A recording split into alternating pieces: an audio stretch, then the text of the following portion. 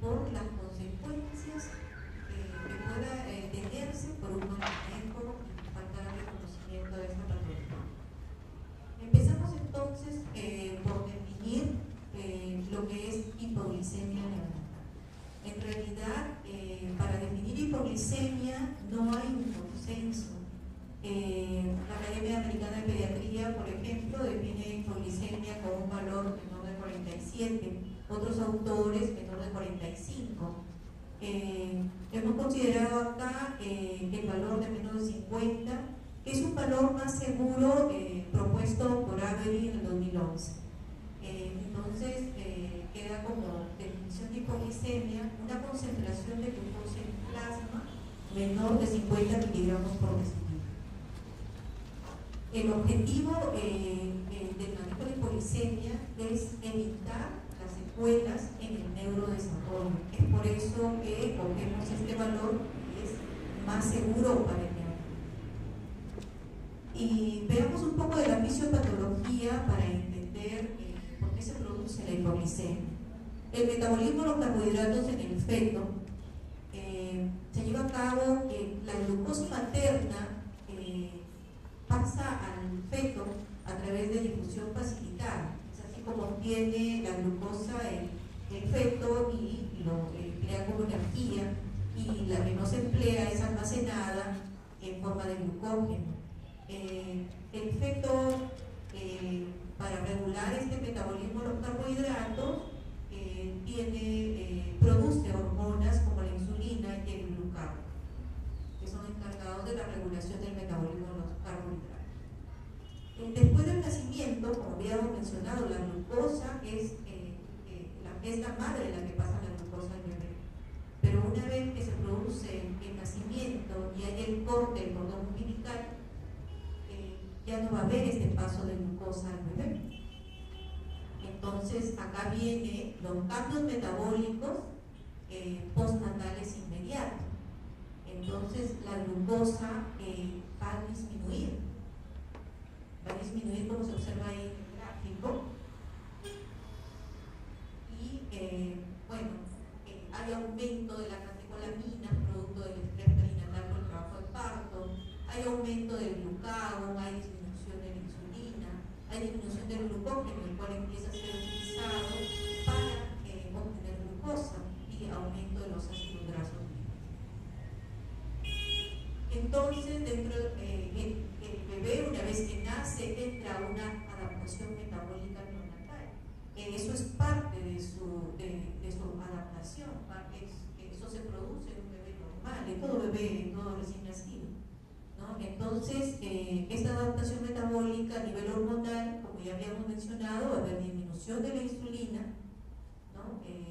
Va a haber aumento del glucagón, ¿no? El cual va a hacer que se obtenga más glucosa a través del catabolismo del glucógeno.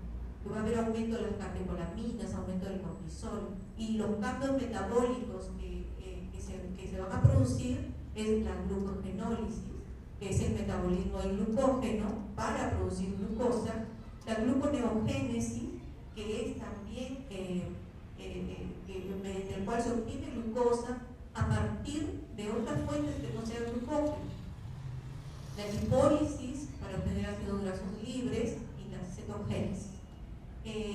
Pero no solamente en este periodo de adaptación, no solamente la glucosa sirve de combustible, también hay combustibles alternativos como los cuerpos cetónicos y el lactato, que va a utilizar el cerebro durante este periodo de adaptación metabólica. Entonces, la insulina inhibe la glucogenólisis, inhibe la gluconeogénesis, la lipólisis, la cetogénesis. Es por eso que durante este periodo de adaptación la insulina disminuye. El glucagón estimula la glucogenólisis, ¿no? Para obtener aporte de glucosa. El cortisol estimula la gluconeogénesis, la hormona de crecimiento estimula la lipólisis, la epinefrina, las catecolaminas estimulan todas las vías metabólicas. El objetivo es regular la glucosa en esta recién nacida.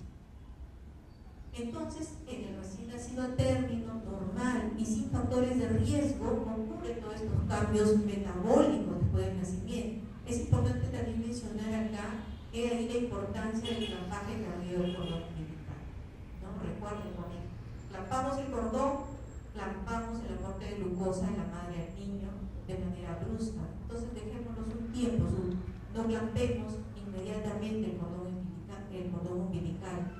Dejémonos más tiempo, 1 a 3 minutos. Entonces, normalmente en este recién nacido la glucosa baja en estas 3 primeras horas de vida y se normaliza a la tercera hora después del nacimiento. Y a esto se le llama una hipoglicemia fisiológica. Pero estos bebés normales, de término, sin factores de riesgo, no requieren medirse la glucosa, porque es parte de su adaptación metabólica. El problema viene cuando tienen factores de riesgo, cuando va a haber alteración a nivel de su metabolismo normal de la glucosa.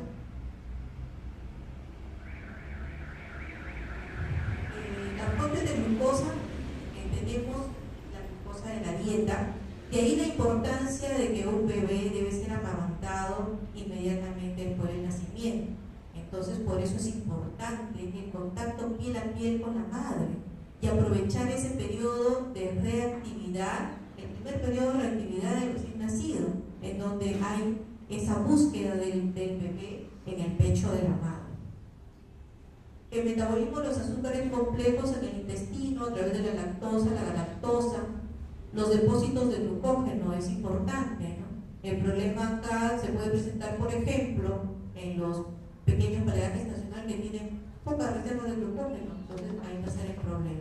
Pero si es un bebé normal, entonces va a tener sus depósitos de glucógeno adecuados. Gluconeogénesis es la obtención de la glucosa que es sintetizada a partir de algunos aminoácidos. ¿Cuáles son los factores de riesgo que van a predisponer que este recién nacido presente hipoglicemia? Está la prematuridad, los menores de 37 semanas, el bajo peso al nacer, menores de 2.500 gramos, un crecimiento fetal alterado, ya sea los pequeños para la edad gestacional, los grandes para la edad gestacional, los gemelos discordantes, en este caso el pequeño, en donde va a haber una diferencia de peso entre el bebé más grande y el más pequeño de más del 25%. Historia de estrés al nacer, cuando hay un Adgar a 5 minutos menor de 5, hipoxemia, hipoperfusión, la sepsis, la anemia severa, la policitemia, las anomalías congénitas, el hijo de madre diabética, el embarazo prolongado en el posttérmino, cuando hizo inmunización moderada o severa, abuso de sustancias adictivas o administración a la madre durante el parto de oxitocina, de sobrecarga de dextrosa, de salbutamol, tocolíticos, propanolol, etc. Y estos factores de riesgo van a producir hipoglicemia, ya sea porque están disminuyendo la producción de glucosa o porque están aumentando su consumo. En el caso de que están disminuyendo la producción, puede ser porque hay una disminución en los depósitos de glucógeno, como es el caso de los RCU, los pequeños para la edad gestacional, los prematuros. En el caso del prematuro, recordemos que los depósitos de glucógeno se dan en el tercer trimestre, y si están naciendo antes de tiempo, entonces sus depósitos van a estar bajos.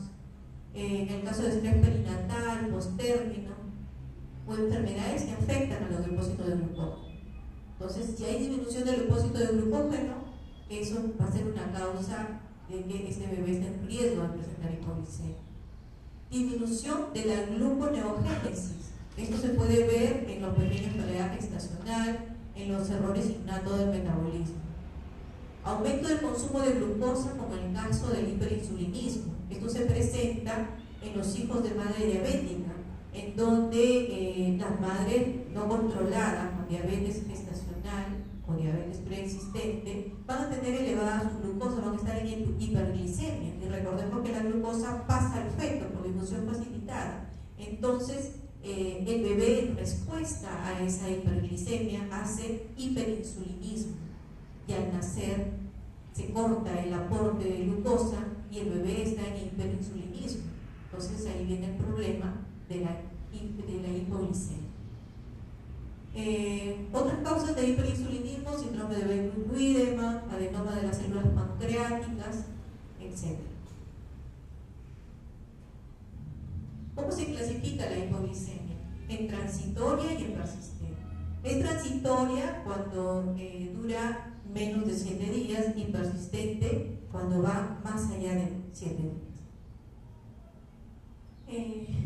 Y la etiología según el tiempo de duración, ¿no? ¿En qué casos va a ser una hipoglicemia transitoria? ¿En qué casos va a ser una hipoglicemia? ¿O qué causas causan la hipoglicemia persistente? En el caso de una hipoglicemia transitoria, las causas pueden ser el estrés perinatal, la asfixia, la sepsis, la hipotermia, la policitemia, el choque séptico, hijo de madre diabética, el uso de fármacos prematuros, postérmicos.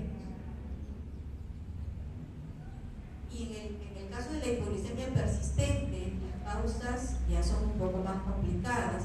En este caso podría ser el hiperinsulinismo por exceso hormonal, ¿no? Como en el caso del síndrome de Behr-Widdemann o el adenoma de células pancreáticas.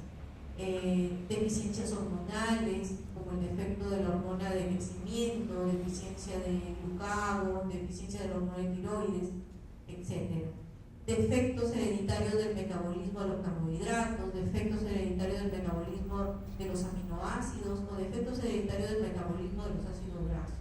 Entonces, por acá están los errores innata del metabolismo, es una causa de hipoglicemia persistente. ¿Y qué manifestaciones va a presentar este bebé que se encuentra con hipoglicemia? En realidad las manifestaciones pueden ser inespecíficas, ¿no? Pero tenemos que van a haber alteraciones en su estado neurológico. El niño puede ser flácido, hipotónico, letárgico, irritable, dificultad en la succión, temblores, apnea, cianosis, taquimia, llanto débil o agudo, movimientos oculares, alteraciones en el nivel de conciencia, convulsiones y coma cuando ya está en niveles muy bajos. ¿Cómo hacemos el diagnóstico de la hipoglicemia? Con la determinación de la concentración de glucosa en plasma o sangre mediante método enzimático de laboratorio. Los valores, recordemos que los valores en plasma son más altos que los valores en sangre entera, en aproximadamente un 13,5%. Generalmente en varias instituciones usamos el método rápido porque la glucosa sérica nos lleva algún tiempo, no obtenemos inmediatamente el resultado, ¿no? Sobre todo en lo que estamos en los hospitales nos demoran un tiempo considerable y cuando un niño está en hipoglicemia tenemos que actuar rápido. Entonces tenemos este método rápido para obtener el valor de la glucosa, que son las tiras reactivas de glucosa. El problema es que hay una variación de 10 a 20 miligramos por decilitro. Entonces lo que tenemos que hacer es tomar una muestra, porque la tira reactiva es suficiente con una gota para obtener un resultado. Obtenemos el resultado con la tira reactiva y si está bajo, inmediatamente tomamos la muestra de sangre para mandar al laboratorio y corroborar la glucosa plasmática. Y mientras tanto ya vamos tomando medidas de acción. La otra cosa que tenemos que tener presente, que si se demora demasiado en el procesamiento de esta glucosa, nos va a dar falsos valores bajos, porque los eritrocitos de la sangre van a consumir a la glucosa. Entonces vamos a tener falsos valores bajos. No puede demorarse mucho el procesamiento. Aquí medir la glucosa.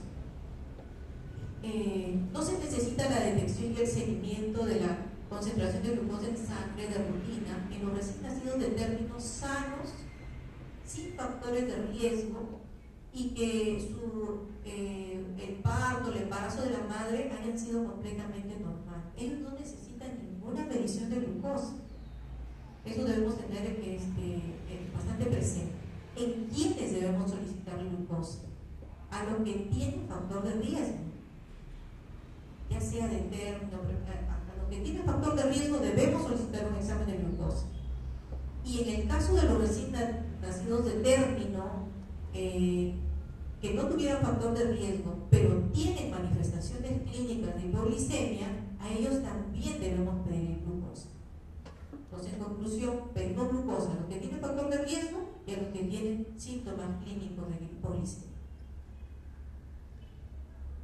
¿Cómo hacemos el manejo de la hipoglicemia? Tenemos que tener en cuenta las horas de nacimiento que tiene este bebé, el modo de alimentación y los factores de riesgo para presentar hipoglicemia. Entonces, acá vamos a ver un algoritmo de manejo en el caso de un recién nacido con factor de riesgo, pero que está asintomático, ¿no? Entonces, para el manejo, tenemos en cuenta si el bebé está con signos clínicos o no, está asintomático o asintomático. De eso va a depender bastante mi manejo. Entonces, en este caso está asintomático. ¿Qué factor de riesgo vamos a considerar para este esquema? Estos 4 factores de riesgo principales, que son bastante frecuentes: la prematuridad tardía, es decir, 34 a 36 semanas 6 séptimos, hijo de madre diabética, grande para edad gestacional y pequeño para edad gestacional. Si tiene estos factores de riesgo y está asintomático, entonces iniciar alimentación dentro de la primera hora de nacido. Bueno, a todos los bebitos, a todos, se debe iniciar la alimentación dentro de la primera hora de nacido. Entonces, a este tipo de bebés, medir la glucosa 30 minutos después de su primera toma de leche. O sea, a la hora y media ya debería estar tomándose un análisis de glucosa, ¿no? Recuerden, esto es el que tiene factor de riesgo, ¿no? Porque el que es normal no se le solicita glucosa. Entonces, y luego que solicitamos esta glucosa a los 30 minutos después de la toma de leche que se dio a la primera hora, medimos glucosa. Esta glucosa está a menos de 25, realimentamos. Nuevamente le alimentamos. Estamos antes de las 4 horas, o antes de las 4 horas del nacimiento. Entonces, realimentamos al bebé y volvemos a chequear, en esta vez en 1 hora después del alimento. Si la glucosa me vuelve a salir menos de 25, tengo que iniciar infusión de dextrosa con un PIG de 6 a 8 miligramos por decilitro. Si es que la glucosa sale en esta vez de 25 a 50 miligramos por decilitro, realimento al bebé y tomo un nuevo control de glucosa. Si persiste debajo de los 50, inicio infusión de dextrosa con un PIG de 6 a 8 y nuevo control de glucosa. Ahora, si es un bebé que está entre las 4 horas a 24 horas de nacido, seguimos con el recién nacido con factor de riesgo, pero que está asintomático, entre las 4 horas a las 24 horas.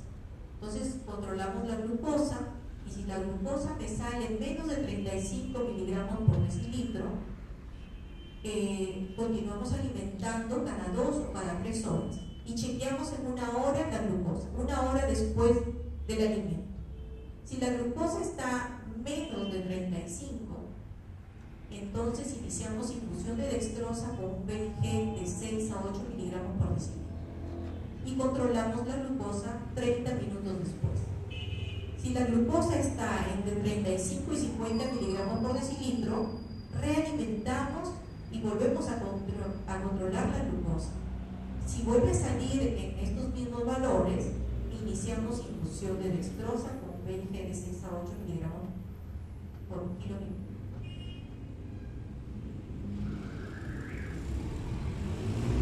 En el caso de que se trate de una hipoglicemia sintomática, ¿no? Definitivamente con la glucosa menor de 50, entonces en este tipo de bebés se debe administrar dextrosa al 10%, un milibolo de dextrosa, de 2 mililitros por kilo de peso, de dextrosa al 10%,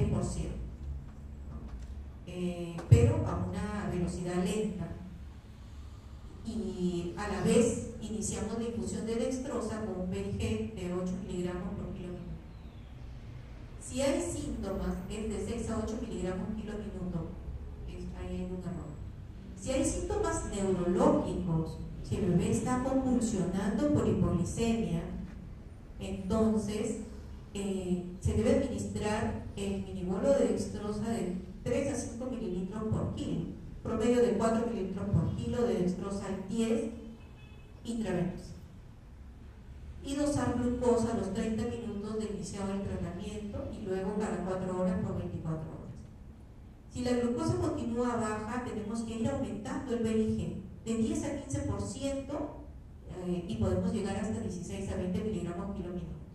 Más de ese valor, más de 20, en realidad ya no hay mayor resultado.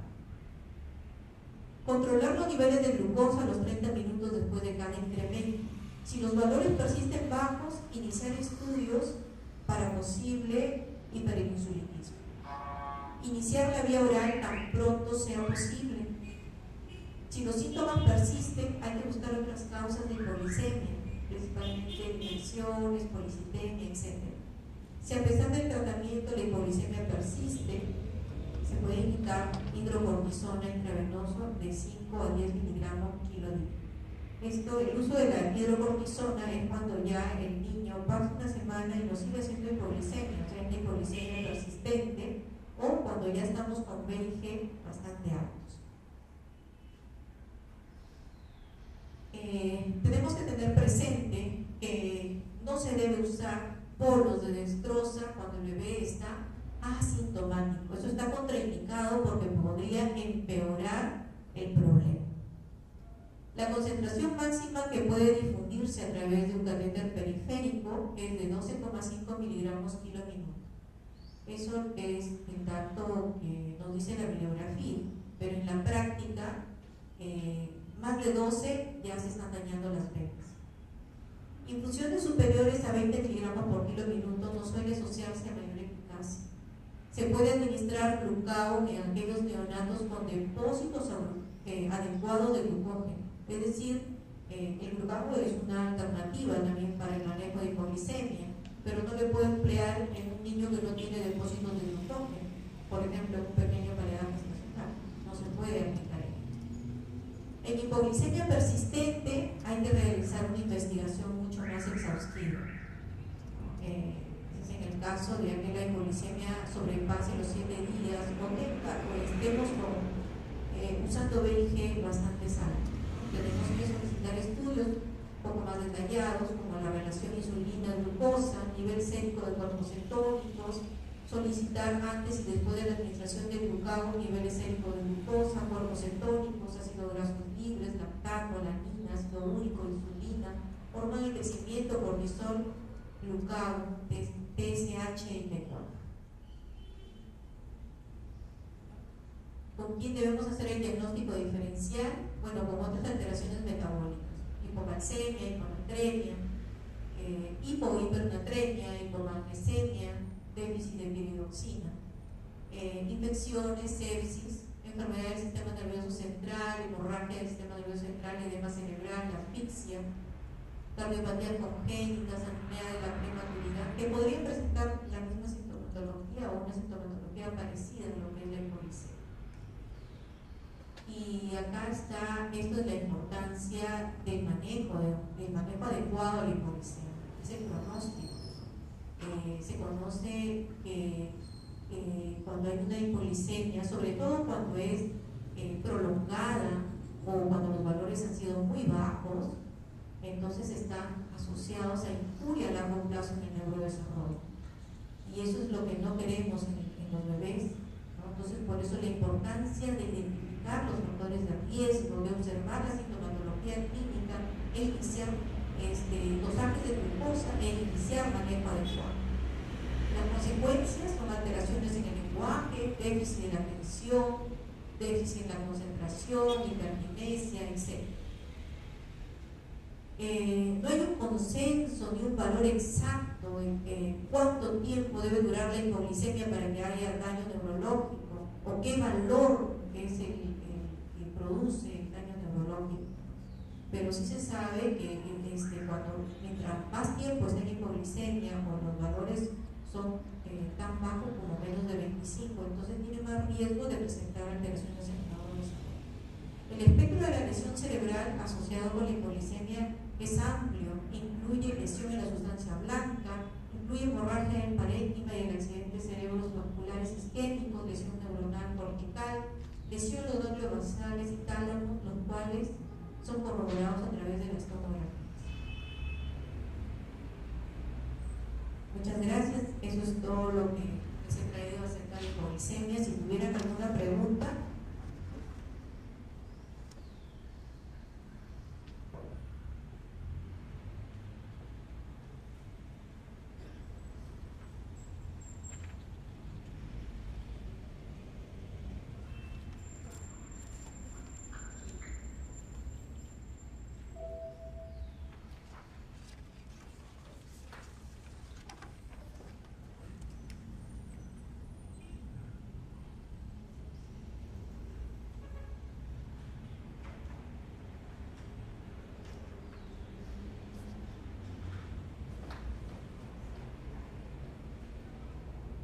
Si no tuvieran ninguna pregunta con respecto a hipoglicemia, vamos a continuar con el siguiente tema, que es sepsis neonatal. Esto es otra patología importante en los neonatos en este grupo etario, porque un mal manejo podría llevar a la muerte del bebé. Empezaremos por definir lo que es sepsis neonatal. Es un síndrome clínico caracterizado por signos y síntomas de infección sistémica sospechada o comprobada. La sepsis neonatal es una causa importante de mortalidad aquí y en todas partes del mundo. En lo que respecta al hospital donde trabajo, el Hospital Regional Docente de Trujillo, en cuanto a la mortalidad del año 2013, tenemos que la sepsis neonatal es nuestra segunda causa más frecuente de ingreso hospitalario y es nuestra primera causa de muerte en el servicio de neonatología. Entonces, de ahí la importancia de conocer, de saber identificar tantos factores de riesgo, tanto los síntomas clínicos, llegar al diagnóstico precoz para iniciar un tratamiento adecuado y hacer una referencia oportuna en el caso de los centros periféricos. Acá algunas definiciones para ponernos de acuerdo y podamos hablar el mismo idioma. Lo que pasa es que en la sepsis confirmar el diagnóstico es un poco complicado. Entonces es por eso que se usan ciertos términos, ¿no? Porque clínicamente uno ve que el niño está séptico. Entonces tenemos algunas definiciones, como por ejemplo sepsis clínica. ¿A qué nos referimos cuando decimos sepsis clínica? Es cuando hay presencia de datos clínicos, hay marcadores biológicos de decir positivos, pero el hemocultivo está negativo. Es una sepsis clínica. Bacteriemia, cuando hay ausencia de datos clínicos, los marcadores están negativos, pero el hemocultivo es positivo. Y sepsis confirmada, cuando hay datos clínicos y hemocultivo positivo. La secuencia de eventos en lo que ocurre en la sepsis, ¿no? Primero se produce el síndrome de respuesta inflamatoria sistémica, luego viene sepsis severa, shock séptico, falla multiorgánica y muerte si es que no es manejado adecuadamente este grupo. En lo que respecta al SIRS, Sistema Inflamatorio de Respuesta Sistémica, esto fue creado inicialmente para los adultos y posteriormente adaptado para los niños, ¿no? En donde se denomina SIRS a la presencia de al menos dos criterios, uno de los cuales debe ser la temperatura o el recuento leucocitario. Se considera dentro de estos criterios a la temperatura, a la frecuencia cardíaca, a la frecuencia respiratoria y al recuento leucocitario. Lo que es la temperatura se considera temperatura central, mayor de 38,5 o menos de 36. Y acá viene el problema, sobre todo para los casos de los prematuros. Es por eso que uno tiene que hacer ciertas modificaciones para adecuarlo al bebé prematuro. Porque el bebé prematuro está en una incubadora y a veces la temperatura va a depender del calor de la incubadora. Frecuencia, entonces por eso que tomamos temperatura, ¿no? Consideramos la fiebre, la hipotermia, lo que es fiebre más de 37,9, es decir, a partir de 38 grados. Frecuencia cardíaca, cuando hay taquicardia o cuando hay bradicardia. Taquicardia definida como 2 desviaciones estándar por encima de lo normal. En ausencia de estímulo externo, como drogas crónicas o estímulos dolorosos, y elevación persistente inexplicada en un periodo de tiempo de 1 a 4 horas. Pero en valores consideramos más de 180 para la taquicardia y menos de 100 para la bradicardia, ¿no? La bradicardia definida como debajo del percentil 10. En la frecuencia respiratoria, la media de la frecuencia respiratoria por encima de 2 desviaciones estándar de lo normal, o un bebé en ventilación mecánica por proceso agudo no relacionado con enfermedad neuromuscular subyacente o anestesia general. En valores, entonces, aquel bebé que tiene taquipnia, más de 60 respiraciones por minuto, que está quejumbroso, que está con retracción. Recuento leucocitario, elevado o deprimido para la edad. En valores podemos considerar más de 34.000 en la leucocitosis o menos de 5.000 en la leucopenia. Y neutrófilos inmaduros más del 10%.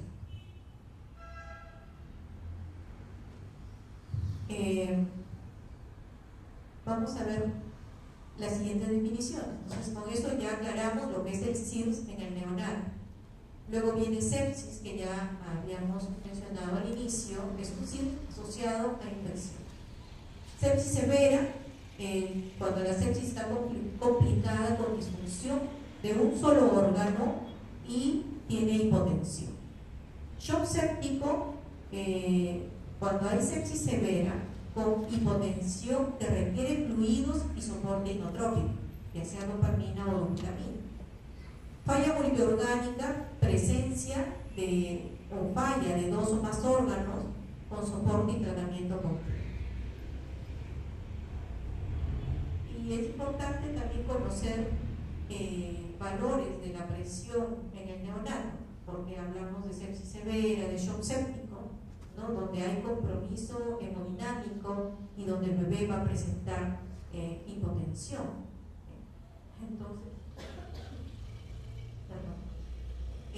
Entonces debemos saber los valores de la presión arterial para este bebé, que no es igual que en los niños más grandes, va a depender de su peso, de su edad gestacional y del número de días que tenga el bebé, ¿no? Podemos observar ahí el número de miligramos tiene un determinado valor, de 1000 a 1500, igual los mayores de 2 kilos y medio.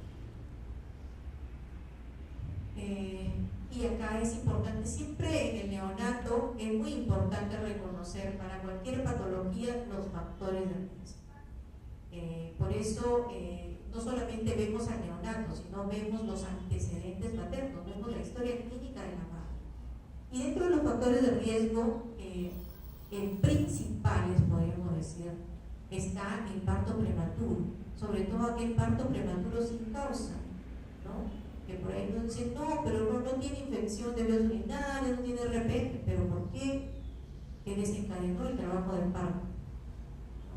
Entonces el parto prematuro, el bajo peso, la colonización materna por estreptococo del grupo B, la rotura de membranas mayor de 18 horas, la infección intraamniótica, es decir, la coriamnionitis, ¿no? Son los factores principales de riesgo para infección en el neonato. Y acá un dato de la colonización materna por estreptococo del grupo B. Bueno, no tenemos trabajos. Esto de la colonización es más en bibliografías extranjeras, ¿no? Porque en lo que respecta a Perú no tenemos ningún trabajo donde los bebitos, las madres tengan colonización de estreptococcus del grupo B, y además en los hemocultivos no tenemos un reporte de que el estreptococcus grupo B sea uno de nuestros principales agentes etiopatogénicos causantes de sepsis. Entonces acá los demás factores de riesgo, porque para sepsis hay una serie de factores, ¿no? Tanto que involucran a la madre, al mismo neonato o de transmisión nosocomial. En cuanto a los factores maternos prenatales, está, como ya hemos mencionado, el RPM prolongado, la fiebre materna, la infección de vía urinaria en curso, o sea, es decir, que la madre está con una infección de vía urinaria en los últimos 15 días. El líquido meconial espeso, maloliente, periodo expulsivo prolongado, el parto instrumentado, el parto séptico, sin las medidas de asepsia y antisepsia, y los factores neonatales, en donde está el bajo peso al nacer, la prematuridad, las maniobras de reanimación con procedimientos invasivos, un ardor menor o igual de 3 a los 5 minutos, el ayuno prolongado, las malformaciones mayores con solución de continuidad, como el opalocele, el menicocele. Y los factores nosocomiales, cuando no hay normas de bioseguridad adecuadas, no hay un adecuado lavado de manos, no hay una adecuada manipulación de los instrumentos con los que manipulamos al bebé, uso irracional de antibióticos, procedimientos invasivos, cateterismo, punción suprapúbica, intubación endotraqueal, etc. Hospitalización prolongada, hacinamiento. Y dentro de los factores de riesgo, un factor de riesgo muy importante es la coriamnionitis, porque si la madre tiene coriamnionitis, probablemente el bebé esté infectado. Entonces debemos saber a qué consideramos coriamnionitis, ¿no? Cuando la madre tiene fiebre, más de 37,8, y tiene 2 o más de los siguientes signos. La madre está con taquicardia materna, más de 100 latidos por minuto, taquicardia fetal, más de 160 latidos por minuto, hay dolorabilidad uterina, líquido amniótico maloliente, recuento de glóbulos rojos, más de 15.000 células por mililitro. Y no hay otro signo de infección que justifique la fiebre normal. Bueno, la sepsis se clasifica en sepsis temprana y en sepsis tardía. Sepsis temprana cuando ocurre en las primeras 72 horas y sepsis tardía cuando ocurre después de las 72 horas. Y estos son los mecanismos de transmisión, cómo el agente microbiano llega a infectar al bebé. Tenemos la transmisión vertical y la transmisión horizontal. La transmisión vertical que más se va a dar en la sepsis temprana y la horizontal en la sepsis tardía. La sepsis vertical, ya sea por vía ascendente o a través del paso del bebé por el canal del parto o vía transplacentaria. En el caso de vía transplacentaria, ahí están los virus, el citomegalovirus.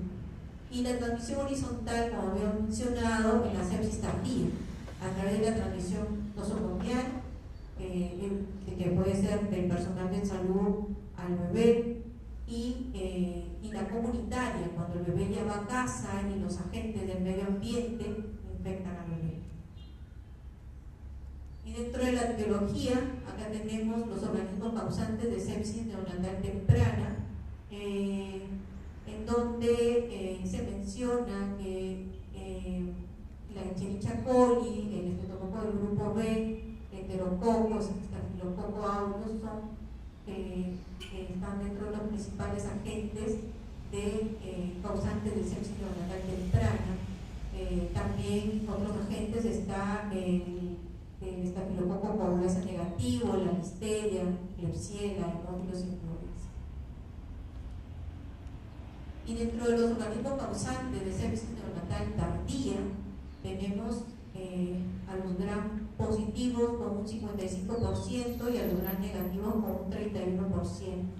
También son causales los organismos fúngicos y organismos mixtos.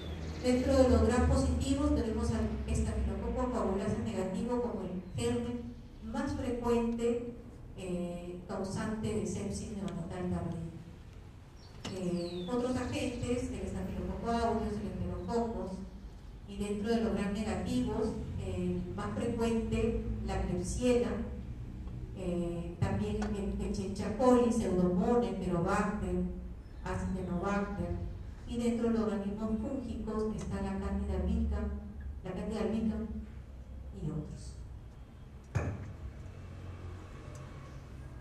La sintomatología en lo que respecta a sepsis neonatal también es inespecífica, ¿no? Pero estos son los datos que podríamos encontrar en un bebé con sepsis.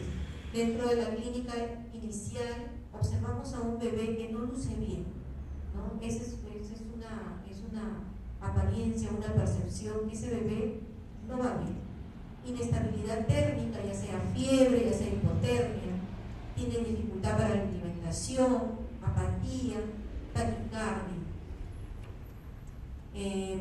Si va avanzando y no instalamos un tratamiento adecuado, entonces presenta esta clínica inicial y se agregan otros síntomas, como el rechazo del alimento, vómitos, diarrea, distensión abdominal, hepatomegalia, ictericia, quejido, retracciones, respiración irregular, taquimia, cianosis, apnea, hipoactividad, irritabilidad, hipotonía, temblores, convulsiones, fontanela tensa. Si no tratamos, continúa la cascada de la sepsis, entra en una fase tardía y a todos estos síntomas se agregan la palidez, la cianosis, la piel moteada, aspecto séptico, hipotermia, pulso débil, respiración irregular, un llenado capilar mayor o igual de 3 segundos, hipotensión, ictericia, hepatoesplenomegalia, púrpuras, hemorragias. El diagnóstico de sepsis neonatal se basa principalmente en la identificación de los factores de riesgo, en la determinación de los síntomas y signos clínicos, el hemocultivo y los demás exámenes auxiliares.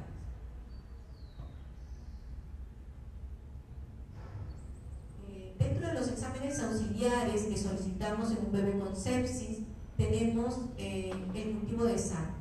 El hemocultivo es el examen gold estándar para confirmar sepsis neonatal. La cantidad que debemos obtener es 1 mililitro.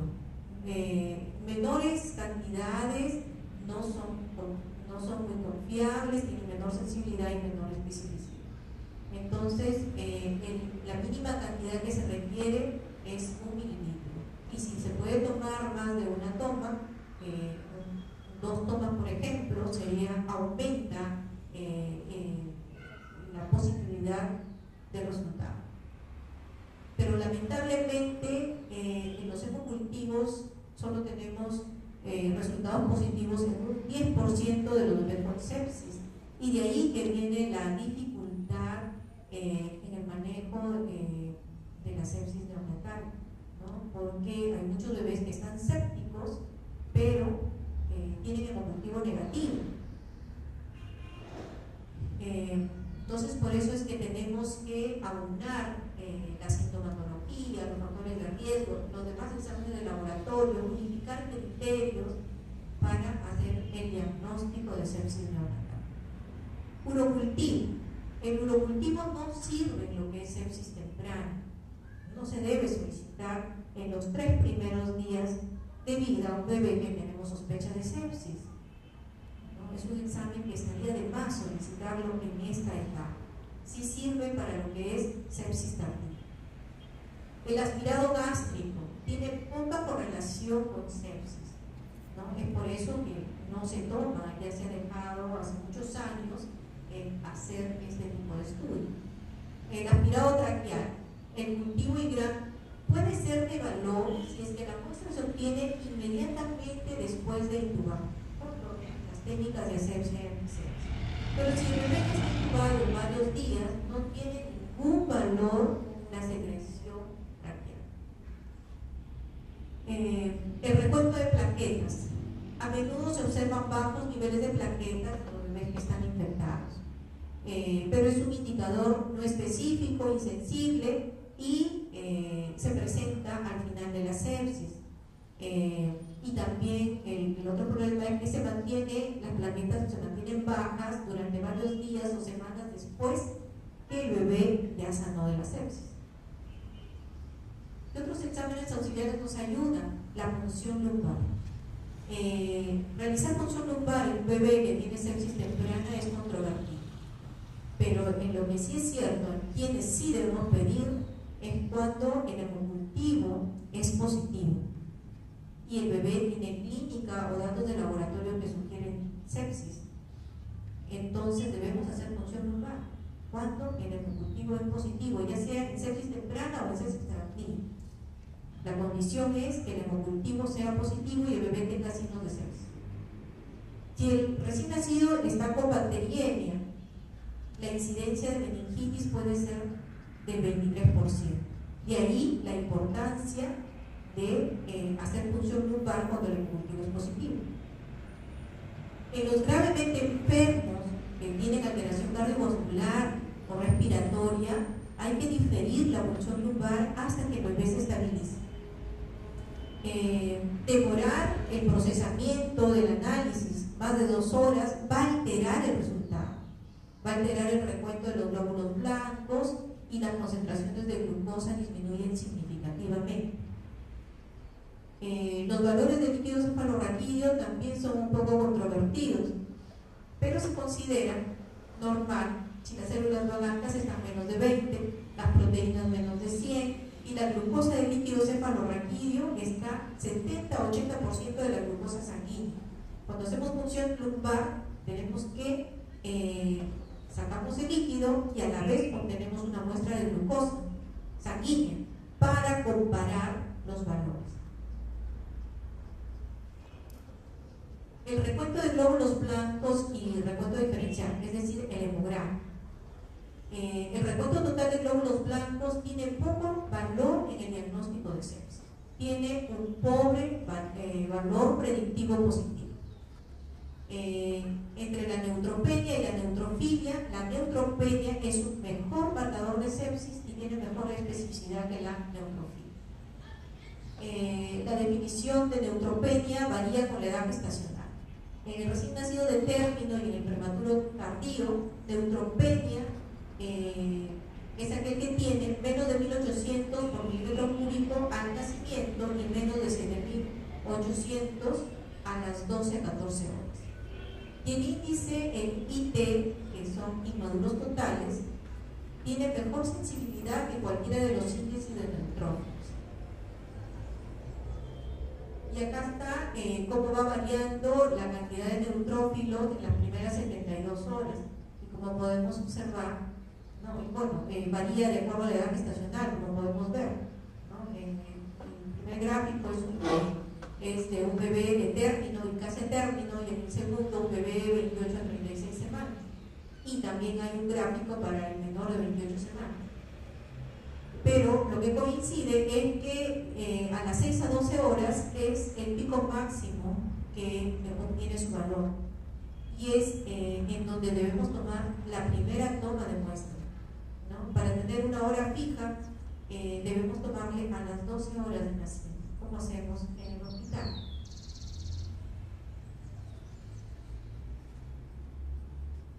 Los cambios en el hemograma. Los valores de neutrófilos sugestivos de infección son cuando hay una neutropenia menor de 150, un IT mayor de 0,2, una cuenta absoluta de neutrófilos inmaduros mayor de 2000 células por milímetro cúbico y una cuenta total de células blancas menor de 5000 células por milímetro, que están en leucopenia.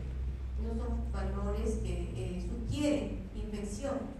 El problema de todos estos recuentos, valores, es que tienen un valor predictivo positivo bajo, como podemos observar en el cuadro de abajo,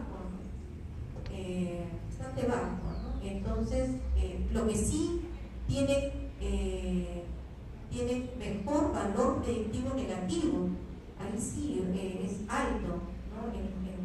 Tanto en neutropenia, en el IT, incremento de neutrófilos inmaduros totales, no tienen un elevado valor predictivo negativo. Entonces nos sirve más para descartar a los bebés que no están infectados. Dentro de los exámenes auxiliares también pedimos los reactantes de fase aguda, y dentro de los cuales los más estudiados, los más utilizados son la PCR y la procalcitonina. La PCR aumenta a las 6 a 12 horas, a esta edad tiene mayor sensibilidad y llega a un pico a las 24 horas. Dos PCRs normales, es decir, el primero tomado a las 8-24 horas después del nacimiento y el segundo 24 horas más tarde, tiene una precisión predictiva negativa del 99.97%, bastante alto, ¿no? Entonces, por eso tener las PCR negativas nos sirve para descartar sepsis en el bebé. Se considera un valor positivo cuando está mayor o igual de 10 miligramos por litro. Y el otro reactante de fase aguda es la procalcitonina, que tiene mejor sensibilidad pero menos específica que la PCR.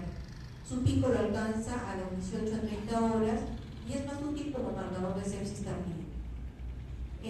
También otro reactante de la fase aguda son las citoquinas, la interleuquina 6, la interleuquina 8. ¿Con quién hacemos el diagnóstico diferencial? Con la dificultad respiratoria del recién nacido, la taquicardia respiratoria del recién nacido, la enfermedad de membrana hialina, el SALAN, cardiopatía descompensada, con la deshidratación, en el caso de que el bebé esté itérico, bueno, hacer el diagnóstico diferencial con los bebés isoinmunizados o que tienen cefalomatomas y otros causas. En el caso de que el bebé tenga hepatomegalia, hacer el diagnóstico diferencial con insuficiencia cardíaca congestiva, trastornos metabólicos, hacer el diagnóstico diferencial con hipoglicemia y con calcemia, ¿no? También hacer el diagnóstico diferencial con la asfixia perinatal y en el caso de que tenga convulsiones con hemorragia intraventricular. El tratamiento empírico. ¿Quiénes tenemos que iniciar tratamiento empírico? Bueno, acá mencionaremos que los antibióticos de primera línea y los que siguen siendo usados y que siguen teniendo respuesta son la ampicilina y un aminoglucósido. Dentro del aminoglucósido, la gentamicina o la amicacina. Y estos antibióticos de primera línea son tanto para la sepsis temprana como para la sepsis tardía. Y en segunda línea tenemos la cefalosporina de tercera generación, como la cefotaxima, la cual no deberíamos usarlo rutinariamente, o sea, no deberíamos usarlo como primera línea. Bueno, en el hospital no lo usamos como primera línea, ¿no? Pero tampoco se debería hacer en otros centros, porque va a ir en incremento la resistencia si lo usamos de manera rutinaria. Debemos dejarla para aquellos pacientes en quienes sospechamos de meningitis. No abusemos del uso de la cefotaxima, puesto que nuestra ampicilina y un aminoglucósido siguen siendo efectivos como tratamiento de primera línea, tanto para sepsis temprana como para sepsis tardía. El uso prolongado de la cefotaxima es un factor de riesgo para la candidiasis invasiva. Bueno, y el otro dato que es la cefotaxima tiene una excelente penetración en el líquido cefalorraquídeo, sobre todo cuando hay una meningitis atribuida a gram negativos. Entonces, de ahí que cuando un bebé sospechamos de meningoencefalitis, la cefotaxima es una buena alternativa unida a una ampicilina. La ceftriaxona está contraindicada en el recién nacido. No se usa ceftriaxona en los recién nacidos por el riesgo de carnípteros. La ceftriaxona tiene afinidad por la albúmina, se une a la albúmina y va a dejar a la bilirrubina libre. Entonces la bilirrubina libre va a ingresar, va a penetrar la barrera hematoencefálica y puede producir daño a nivel del sistema nervioso central. Entonces, eso es uno de los motivos por los cuales la ceftriaxona no se usa en los recién nacidos. Si se sospecha de estafilococo resistente, usemos vancomicina. Si se sospecha de pseudomonas, ceftazidima, meropenem o imupenem. Bueno, en el acá algunos esquemas de tratamiento. Nuestra primera línea, ampicilina con gentamicina o amicacina. Cuando no va bien el bebé, no hay una respuesta adecuada, podemos rotar antibióticos y decidir por una ampicilina con cefotaxima, o cuando sospechamos de una meningoencefalitis, es una buena combinación. Si no hay respuesta, podemos optar por una vancomicina más cefotaxima, o vancomicina con ceftazidime si sospechamos de pseudomonas, o vancomicina más meropenem cuando no hay una respuesta adecuada. Duración del tratamiento. ¿Cuántos días tratar con antibióticos? Cuando hay bacteriemia así poco identificable de infección, o sea, cuando el hemocultivo es positivo y el niño tiene signos de sepsis, debemos tratar 10 días de terapia. Hemocultivo positivo, 10 días de tratamiento. Si hay una meningitis, pero sin complicación atribuida a estreptococo del grupo B, el tratamiento debe durar 14 días. Si es una meningitis por gram negativo, por ejemplo, por una E. coli, 21 días de tratamiento, o 14 días después de obtener un cultivo negativo, lo que sea mayor. Duración del tratamiento de recién nacidos con hemocultivos negativos. Aquí viene la controversia, ¿no? Cuando el hemocultivo sale negativo. Entonces tenemos ahí que considerar si tiene factores de riesgo para sepsis, el cuadro clínico que ha presentado y la evolución clínica, ¿no? Si ha habido cuadro clínico compatible, factores de riesgo, 7 días de tratamiento, ¿no? Un autor sugiere en un estudio 5 más o menos 3 días, promedio 7 días. Recordemos que los tratamientos prolongados, más de 5 días, en pacientes que tienen sospecha de sepsis con hemocultivo negativo, está asociado con muerte y enterocolitis necrotizante. Es por eso que no debemos abusar de los antibióticos. Tenemos que hacer una buena integración para decidir a quiénes le vamos a dar 7 días de tratamiento, 10 días de tratamiento o 14 días de tratamiento. Suspender el tratamiento antibiótico a las 48 horas cuando la probabilidad de sepsis es baja. El hemocultivo ha salido negativo, ha habido una evolución rápidamente favorable, entonces debemos suspender terapia a las 48 horas. Y acá hay algunos esquemas de manejo en cierto grupo de pacientes. Evaluación de recién nacido asintomático, pero es prematuro, es menor de 37 semanas y tiene factor de riesgo para sepsis. O sea, es prematuro y tiene factor de riesgo como poliomiotitis o RPM más de 18 horas. ¿Qué hacemos? Entonces, en este tipo de bebés se tienen que hospitalizar, se le toma su hemocultivo y se le realizan sus exámenes auxiliares, su hemograma, su recuento diferencial, su PCA. Y se inicia su tratamiento antibiótico de amplio espectro, con ampicilina o aminoglucosa.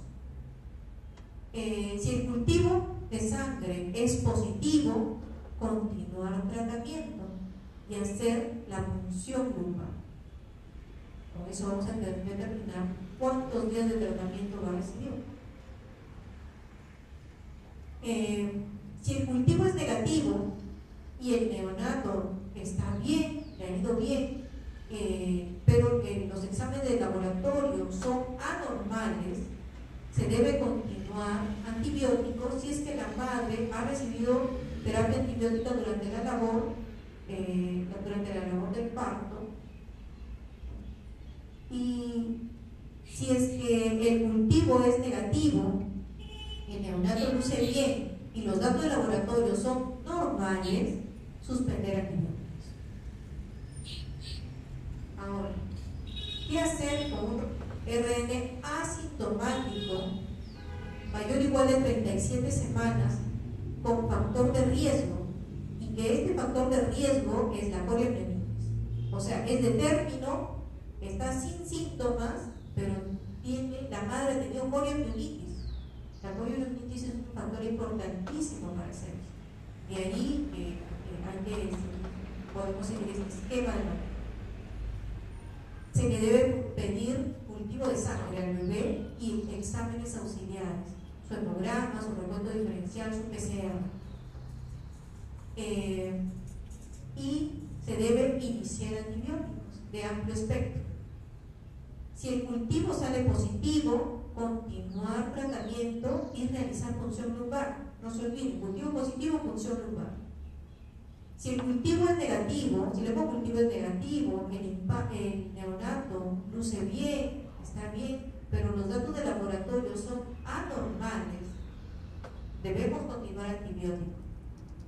Sobre todo si la madre ha recibido antibióticos durante la labor de parto. Si el cultivo sale negativo, el neonato luce bien y los datos de laboratorio son normales, se debe suspender antibióticos y considerar el a las 48 horas. Si se trata de un recién nacido asintomático, mayor de 37 semanas, mayor o igual de 37 semanas, un bebé de término, asintomático, y tiene factor de riesgo para sepsis, pero no es poliomielitis, es cualquier otro factor de riesgo, RPM más 18 horas, por ejemplo. Entonces, solicitar exámenes de laboratorio. ¿Qué exámenes de laboratorio? Hemograma, su recuento diferencial, su PCR. ¿A qué hora? A las 12 horas de nacimiento. ¿Iniciar antibióticos? No iniciar antibióticos, pero sí observar. Si los datos de laboratorio son anormales, solicitamos el cultivo de sangre, el hemocultivo. Y si el cultivo sale negativo, el neonato sigue bien, entonces alta a las 48 horas. Pero si los exámenes de laboratorio son normales, el neonato luce bien, considerar el alta a las 48 horas. Ahora, si es un RM sintomático con factor de riesgo, solicitar el hemocultivo y sus exámenes auxiliares, hospitalizar al bebé, iniciar terapia antibiótica empírica, ¿no? Iniciar monitoreo. Si el hemocultivo es positivo, punción lumbar. Si la punción lumbar es negativa, completar los 10 días de tratamiento, porque el hemocultivo es positivo. Si el hemocultivo es negativo y los exámenes de laboratorio positivo, completar 7 días de terapia. En cuanto al pronóstico, quienes tienen mayor mortalidad y complicaciones son los prematuros y los que tienen bajo peso al nacer. Y el otro dato importante es que se pueden presentar secuelas neurológicas significativas en el 20 al 50% de neonatos que presentaron una meningitis asociada. Dentro de las complicaciones de la sepsis están el shock séptico, la folia multiorgánica sistémica, la meningoencefalitis, la enterocolitis necrotizante y el CID. Muchas gracias, es todo lo que les traigo acerca de sepsis. Si tuvieran alguna pregunta.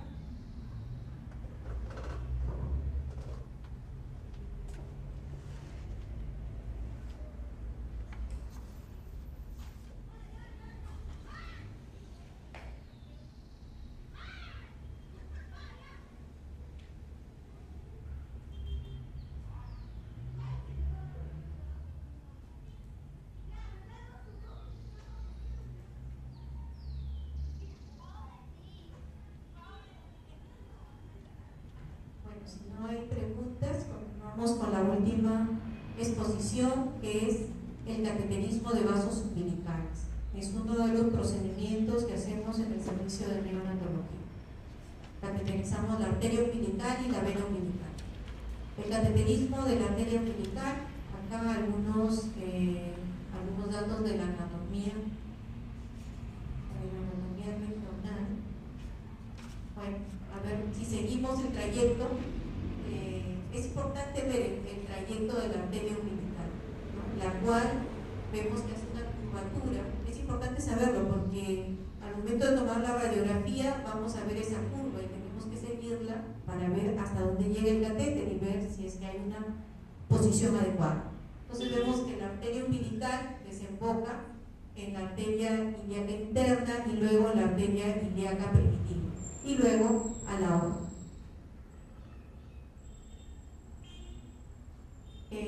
¿Cuándo está indicado el cateterismo de la arteria umbilical? Cuando necesitamos monitorear la presión arterial de manera invasiva, cuando necesitamos controles de gases arteriales,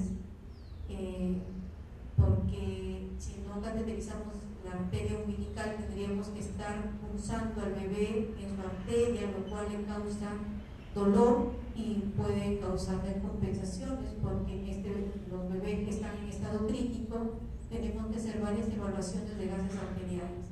De ahí la importancia de que se le coloque un catéter arterial para el control de gases arteriales.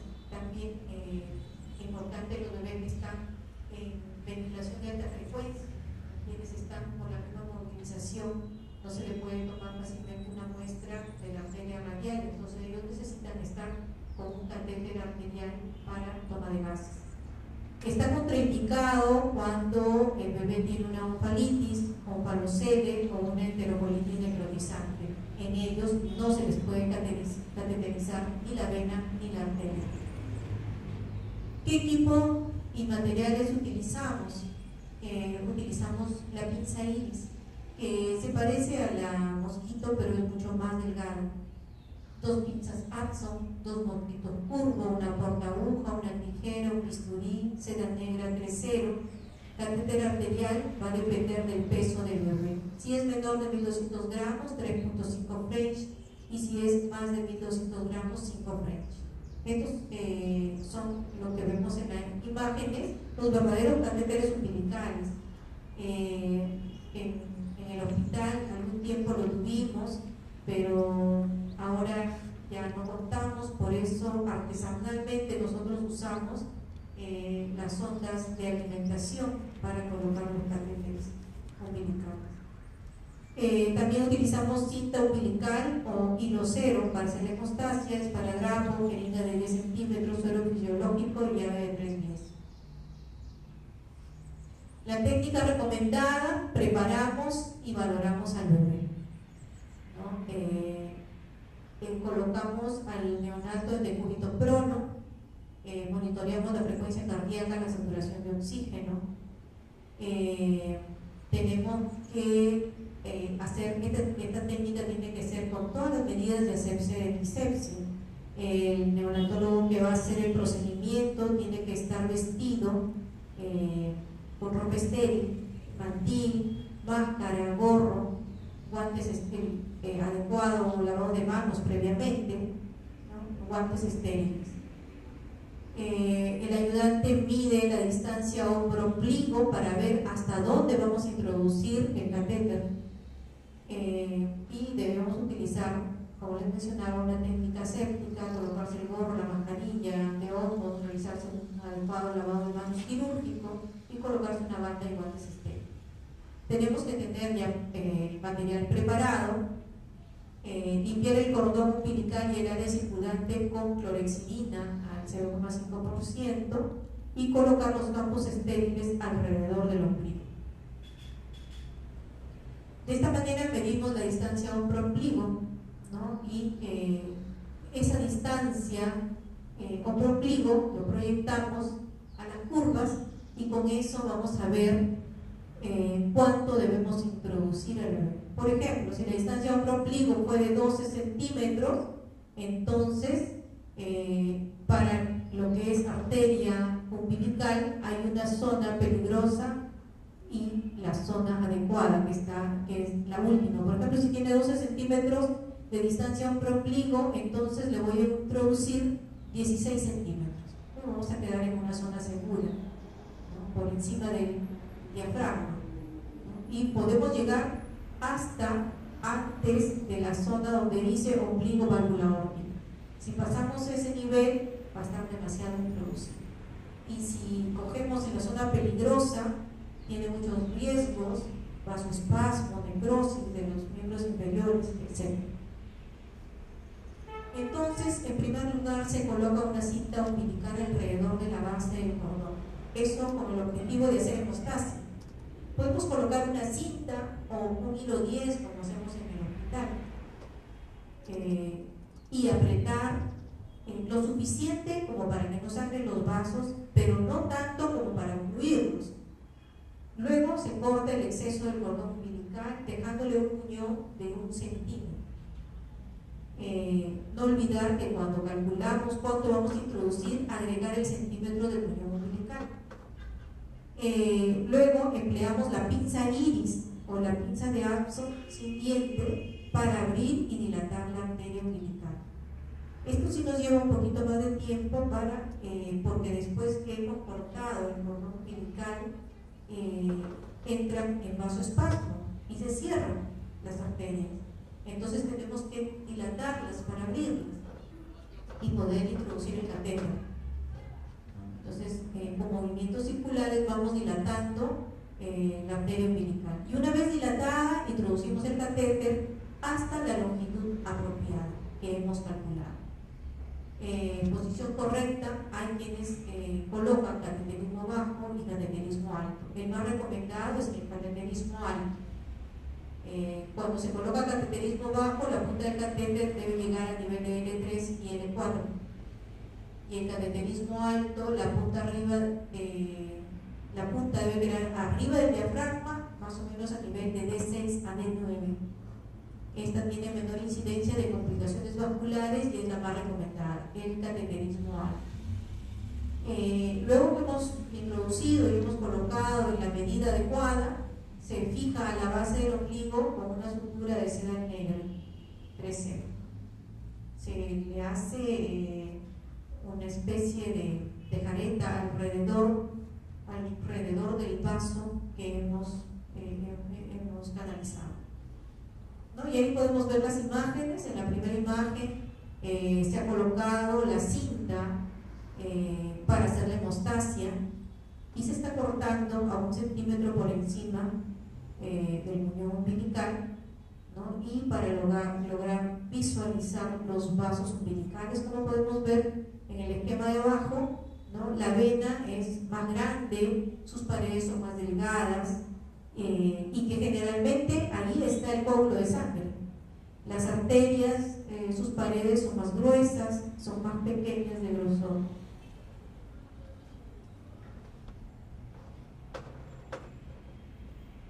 Acá ya está introducido, pero bueno, acá están introducidos ya los 2 vasos umbilicales, tanto arteria como vena. Esa es la manera, esa es una de las alternativas que se usa para fijar el catéter, ¿no? Con los esparadrapos, se coloca al costado y luego se fija encima y se deja la cinta que hace la hemostasia abajo. Y la otra alternativa es hacer la careta con la seda negra alrededor de cada vaso. Y luego debemos tomar una radiografía del tóraco abdominal para verificar la posición del catéter arterial. Tiene que ser tóraco abdominal. Mientras el bebé está con un catéter umbilical, no se debe colocar el decúbito prono. Retirar los catéteres umbilicales, ya sea arteria o vena, lo antes posible, máximo nos puede durar 5 días. Retirar el catéter con las máximas condiciones de asepsia y episepsia. El catéter umbilical no estará cubierto por el pañal. Acá podemos observar una radiografía tóraco abdominal en donde observamos una posición correcta de la arteria umbilical. Bueno, ahí tiene puesto arteria y vena, ¿no? La que señala la flecha más gruesa, la flecha amarilla, ¿no? Ahí está la punta del catéter arterial en una zona adecuada. Y el de flechas blancas es un catéter venoso que también está en posición adecuada. Pero el cateterismo de la arteria y vena también trae complicaciones. En el caso del cateterismo arterial podría producir hemorragia, infecciones, cuando no tenemos adecuada manipulación de los catéteres, ya sea durante el procedimiento o después del procedimiento. Embolia, trombosis, hipertensión arterial, isquemia, enterocolitis necrotizante. Cuando el bebé estamos sospechando, ya se le ha cateterizado y estamos sospechando de una enterocolitis necrotizante, inmediatamente debe retirarse los Bueno, y el cateterismo de la vena umbilical. Esta es la anatomía, tenemos que conocer la anatomía regional de la vena umbilical para saber por dónde se nos va el catéter cuando tomamos la radiografía de tórax. Entonces, a ver si seguimos la línea, tenemos que la vena umbilical, ¿no? Desemboca en el ductus venoso y luego en la vena cava inferior, ¿no? Pero vemos que en el ductus venoso también sale la vena porta. Y menciono esto porque muchas veces el catéter se va a la vena porta y termina en el hígado, y eso es una condición para retirar el catéter venoso. Indicaciones para monitorear la presión venosa central cuando necesitamos un acceso vascular inmediato. Por ejemplo, cuando estamos haciendo RCP neonatal, y esto es importante que ustedes lo sepan porque podrían necesitar de un catéter cuando ustedes estén atendiendo a un bebé que nació deprimido, ¿no? En donde uno no puede esperar una referencia porque mientras llega el bebé al hospital, de repente ya no llega vivo. Entonces el RCP se tiene que hacer en el sitio donde ha nacido el bebé, porque cada segundo que pase es vital para ese bebé. Y dentro del RCP, cuando no responde a la ventilación, no responde al masaje cardíaco, no responde a los y al masaje cardíaco, entonces uno ya está pensando en usar medicamentos. ¿Y cómo voy a usar medicamentos? En un primer lugar puede ser a través del tubo endotraqueal, pero si el bebé no está respondiendo, entonces tengo que ponerlo intravenoso. Y en ese momento no le voy a dar a la enfermera para que canalice una vena porque se va a demorar todos los minutos y todos los segundos valiosos para ese bebé. Entonces ahí está lo importante de hacer un cateterismo venoso inmediato para la inclusión de medicamentos como es la adrenalina en el RCP neonatal. La otra indicación para el cateterismo venoso es la hexaminotransfusión. Y dentro de las contraindicaciones están las mismas que para el cateterismo arterial: la oncalitis, el oncalocele y la enterocolitis necrotizante. El equipo y material que vamos a utilizar es el mismo que para el cateterismo arterial. Lo diferente va en el tamaño de la sonda del catéter. En el caso de los neonatos que pesan menos de 3.500 gramos, se utiliza 5 French, y los neonatos que pesan más de 3.500 gramos, 8 French. La técnica recomendada, bueno, es casi similar como el cateterismo arterial. Preparamos y valoramos al neonato, se le coloca al neonato en decúbito supino, se le coloca las sondas para monitorear la frecuencia cardíaca, la saturación de oxígeno, se mide la distancia hombro-ombligo y se ve la medida, la cantidad que debo introducir del catéter. Se utilizará una técnica aséptica, ¿no? Con su respectiva vestimenta, lavado de manos, uso de guantes estériles, etc. El material preparado, limpiar el cordón umbilical y el área circundante con clorexidina al 0,5%, colocar el campo estéril alrededor del ombligo, colocar una cinta umbilical alrededor de la base del cordón para hacer la hemostasia, pero no apretar demasiado como para impedir el paso del catéter. Cortar el exceso de cordón umbilical, dejar 1 centímetro de altura. Emplear la pinza iris o la pinza de Adson sin dientes para abrir y dilatar la vena umbilical. Bueno, aquí abrir la vena umbilical no es tan difícil, lo importante es más que todo localizado. Introducir el catéter hasta la longitud apropiada.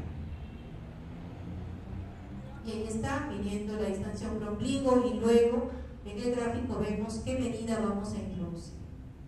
Entonces, por ejemplo, si el hombro-ombligo ha sido 13 centímetros, entonces la medida que voy a introducir el catéter será 8 centímetros.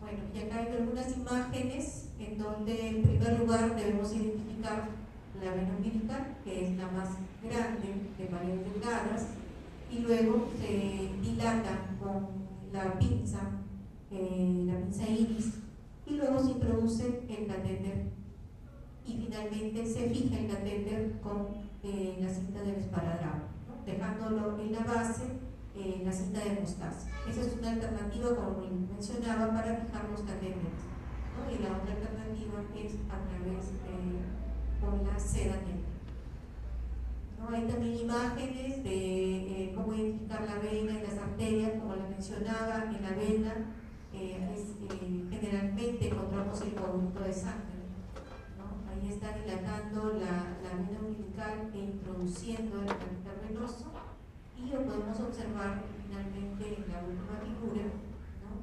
Ya terminando de colocar el catéter, y ahí sí están fijando con seda negra. La posición correcta debe ser a 0,5 a 1 centímetro por arriba del diafragma, y colocar el esparadrapo en forma de puente sujetando el catéter. Otra aplicación es asegurar el catéter umbilical con el esparadrapo y se fija la base del ombligo con una sutura de seda negra presente. Y finalmente se hace la radiografía tóraco-abdominal para verificar la posición del catéter venoso. Y ahí tenemos una radiografía donde se muestra una posición adecuada, que la punta lo observamos más o menos a medio centímetro del diafragma, y eso por lo tanto es una posición correcta. Vemos que no se desvía el hígado. Dentro de las complicaciones, hemorragia, infección, trombosis, embolia, necrosis hepática, arritmias cardíacas, enterocolitis necrotizante, hipertensión portal. La hipertensión portal es una de las principales complicaciones en lo que es el cateterismo venoso, y se va a presentar precisamente si está, sobre todo si está mal ubicado. Como lo observamos acá, mala ubicación de catéter umbilicales, tanto del arterial, ¿no? Como tanto del venoso como el arterial. En el primero tenemos un venoso, en donde se observa el trayecto del catéter hacia el hígado, y en el siguiente observamos el catéter arterial bastante introducido, ¿no? Que está atravesando, ya parece la aurícula, ¿no? Entonces, mala ubicación de los catéteres, lo cual nos puede traer complicaciones. Muchas gracias, es lo que le he traído acerca del cateterismo umbilical.